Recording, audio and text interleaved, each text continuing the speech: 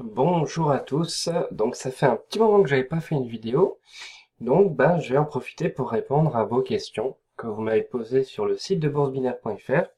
Je pense que à travers une vidéo c'est un peu plus sympa et puis ça va peut-être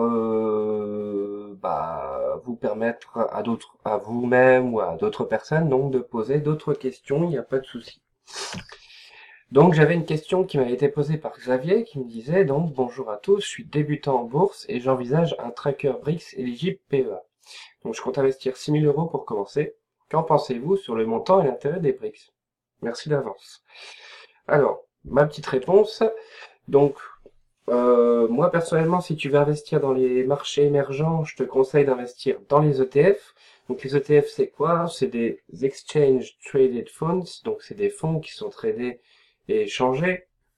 Et en général, ça réplique un indice, une devise ou un panier d'actions, l'obligation, tout ça. Donc, ça permet en fait de rentrer sur des marchés volatiles, par exemple.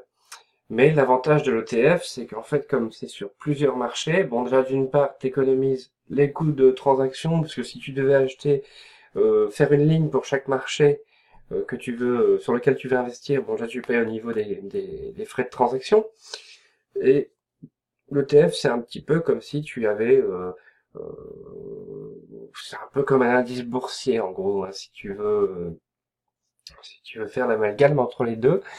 6 000 €, c'est un très bon début pour investir, sachant que je te conseille quand même de pas mettre tous les œufs dans le même panier, c'est-à-dire que je te conseille pas d'investir les 6 000 € dans un seul ETF, dans un seul marché. Donc là, en l'occurrence, tu veux trader les BRICS, donc c'est-à-dire tout ce qui est Brésil, Chine, Inde et Russie.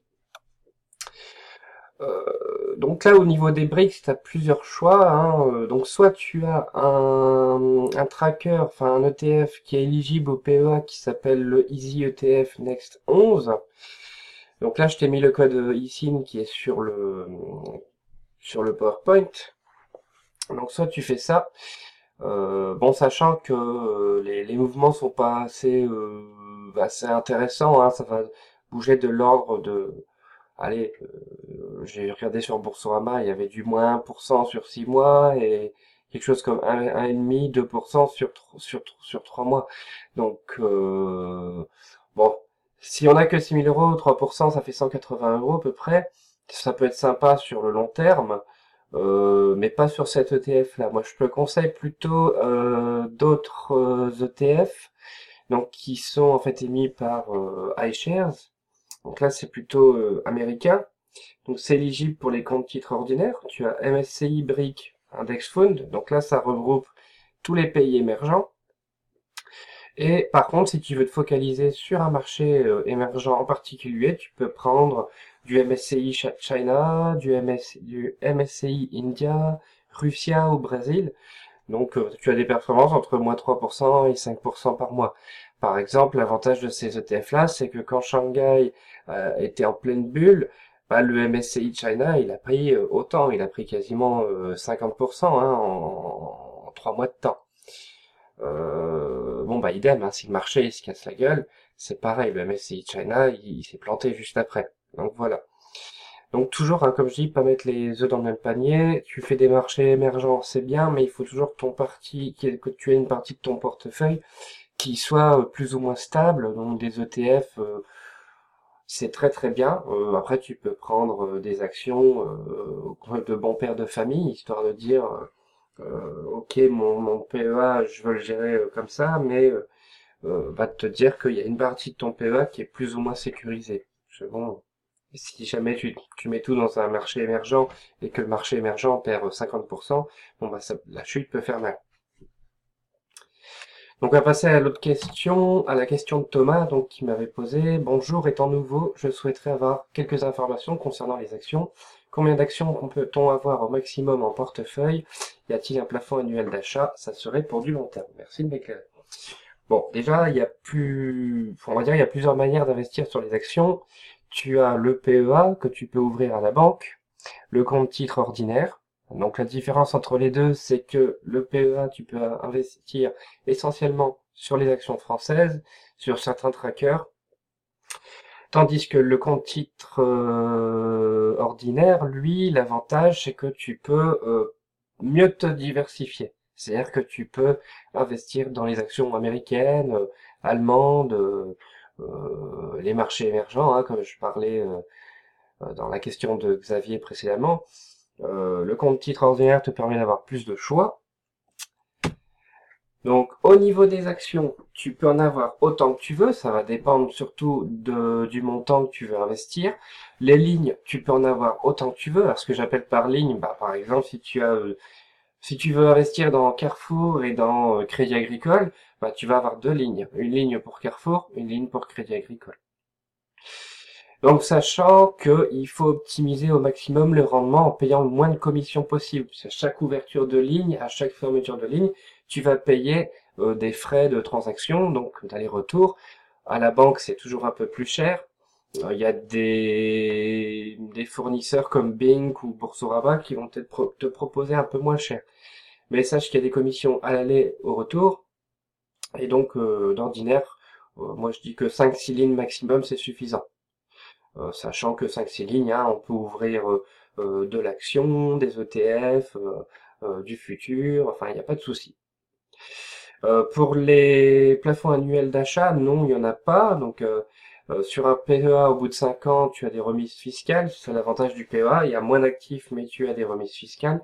Tandis que sur le compte titre ordinaire, pardon, il n'y a pas de remise fiscale possible. Sauf sur les titres que tu as gardés depuis plus de 8 ans avec un rabattement maximum de 65%, s'il me semble bien. Voilà, donc je pense avoir répondu à ta question, hein. N'hésite pas à m'écrire dans les commentaires si jamais il y a un petit souci. Et on va passer à la question de Julien. Donc les warrants ressemblent beaucoup aux options binaires et aux CFD dans le mode de fonctionnement. Pouvez-vous nous expliquer les différences? Bah, en fait, dans le mode de fonctionnement, tout se ressemble, hein. Les warrants, les options binaires, les CFD, les futurs, les, les trackers, les turbos, enfin, tout ça, en fait, c'est le marché financier, hein. C'est de l'achat pour revendre. Dans le monde de fonctionnement, c'est un petit peu ça. Après, si on veut expliquer un peu les trois, la différence, bon, bah, le CFD, c'est un contrat qui réplique le prix d'un actif, mais l'ordre, il n'est pas vraiment sur le marché, c'est le broker qui fait le prix. Oui, quand on a, par exemple, 1000 euros chez FXIM, par exemple, si vous achetez du German 30, donc du DAX, sachez que votre ordre sur les carnets d'ordre futurs, il n'existe pas, hein. C'est un CFD, le broker te calcule en fait le gain ou la perte réalisée, et puis lui, il se couvre comme il peut, éventuellement sur les futurs, pour pouvoir te hedger.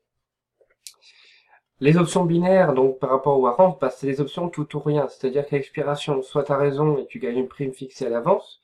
Si par exemple tu dis euro-dollar, maintenant il y a 1,12, que tu achètes une option binaire up qui sera au-dessus de 1,12 dans une heure, on va dire. Si au bout d'une heure il est à 1,13, oui, tu gagnes une prime fixée, donc ça va entre 70% et 95%. Ou soit tu perds la totalité de l'investissement. Donc c'est-à-dire que si tu investis 50 euros dans une option binaire sur laquelle t'as pas eu raison, les 50 euros sont perdus. Après, il existe des plateformes comme IQ Options où tu peux moduler en fait cette perte. Tu peux par exemple choisir de perdre que 40% de l'investissement ou que 30% de l'investissement ou 50%. Par contre, bah, la prime, hein, la prime, elle sera moindre. C'est-à-dire que tu vas gagner 20% au lieu de 75 ou 80. Voilà, donc ça c'est pour les options binaires. Et le warrant, lui, il est un peu plus compliqué, hein, parce qu'il est compliqué déjà parce il est pas tellement transparent que ça. Il y a quatre émetteurs principaux, hein, comme j'avais dit dans l'article, pardon. Donc les quatre émetteurs sont des banques. Et est-ce qu'on peut faire confiance aux banques? Je suis pas sûr. Donc le warrant, son prix fluctue comme un CFD ou un contrat futur, ça c'est sûr. On peut rapprocher le warrant aux options listées, mais c'est pas encore vraiment ça. En fait, le truc, c'est que plus on s'approche de l'échéance, plus le prix tend vers zéro. Et le problème des warrants, c'est qu'on peut que acheter pour revendre. C'est-à-dire qu'on peut pas vendre à découvert un warrant. C'est impossible. Ça n'existe pas. Donc, quelque part, on peut pas faire du long terme déjà avec un warrant. On peut faire que du court terme. Par exemple, un bon type de warrant, je sais plus si le CL15S est encore là. En gros, c'est par exemple un warrant qui va répliquer le CAC 40 15 fois à la hausse, donc avec un gros levier, donc le machin il fait 90 centimes par exemple. Si tu as de la chance et que le CAC 40 monte de 1%, le warrant lui va monter de 15%. C'est des produits qui sont assez casino, hein, dans le sens où il y a énormément de leviers et c'est pas tellement transparent. Donc j'ai vu sur des forums comme enligne.com où justement Benoît Rousseau expliquait que il y avait énormément de problèmes de cotation et que comme par hasard quand ça part vraiment dans l'autre sens, la cotation s'arrête et reprend 3 heures après quand le marché est tombé par exemple. Donc c'est calculé par l'émetteur, mais il tend à répliquer quand même le sous-jacent. Mais il faut faire attention avec les warrants. C'est pas vraiment un produit sur lequel j'investirais en temps normal. Voilà, donc c'était une petite vidéo, hein, une petite dizaine de minutes pour répondre à trois d'entre vous. N'hésitez pas, ça y est, vous voulez que je refasse une vidéo, vous me le dites. Dans la barre des commentaires, vous me posez vos questions et moi, je vous réponds. Voilà, donc je vous souhaite une bonne journée à tous.